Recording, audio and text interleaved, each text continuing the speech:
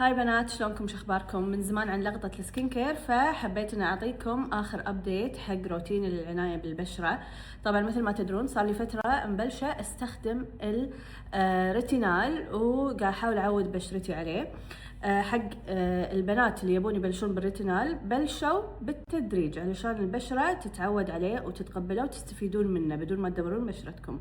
فتقدرون تبلشون فيه تستخدمونه مرة لمرتين بالاسبوع. وطبعا الريتينال بس يستخدم بالليل، ولما تقعدون من النوم لازم تغسلون وجهكم وتحطون واقي شمس.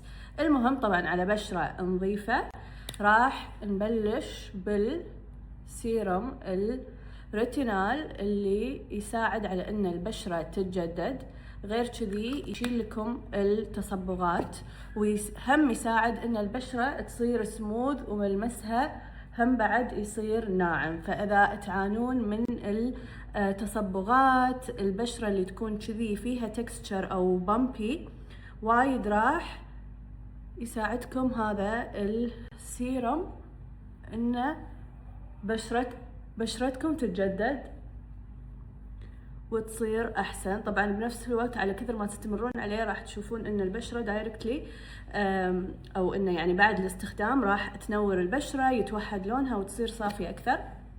طبعا هذا من سول 1988 كي سيكرت.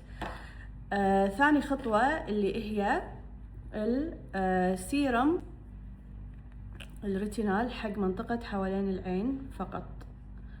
اوكي، طبعا السيرم هذا ما تحطونه حوالين عينكم، بس عندنا هذا الكريم المخصص من نفس البراند حق منطقة حوالين العين، يعبي لكم الخطوط، يساعد ان المنطقة تكون مشدودة اكثر ورطبة، وبنفس الوقت تصير اذا في عندكم هالات او مثلا هذا السواد اللي حوالين منطقة العين، هم هذا مع كثرة الاستخدام راح يروح ويخف عندكم.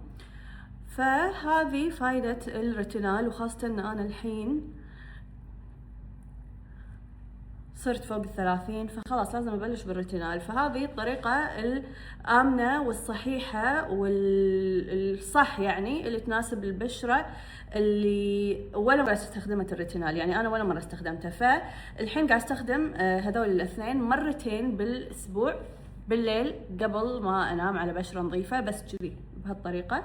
ولما اقعد من النوم اغسل وجهي، احط اي سكين كير ترطيب اي شيء، واهم شيء الاس بي اف علشان ما ندمر حاجز البشرة، علشان هم بعد الريتينال ما يصير تستخدمونه بوقت الشمس او ما يصير يكون على بشرتكم بوقت النهار. وبس والله راح احط لكم الحين موقع كي سيكرت علشان تدشون تاخذون فرة اذا تبون تاخذون هذه المنتجات وتبلشون برحلة الريتينال. وبس والله طبعا وايد منكم لاحظوا وش كثر بشرتي قاعده تتغير وتصير احلى، وما شاء الله يعني خاصة التصبغات. بس هاي ايدد الاشياء اللي قاعد استخدمها في روتين العناية بالبشرة.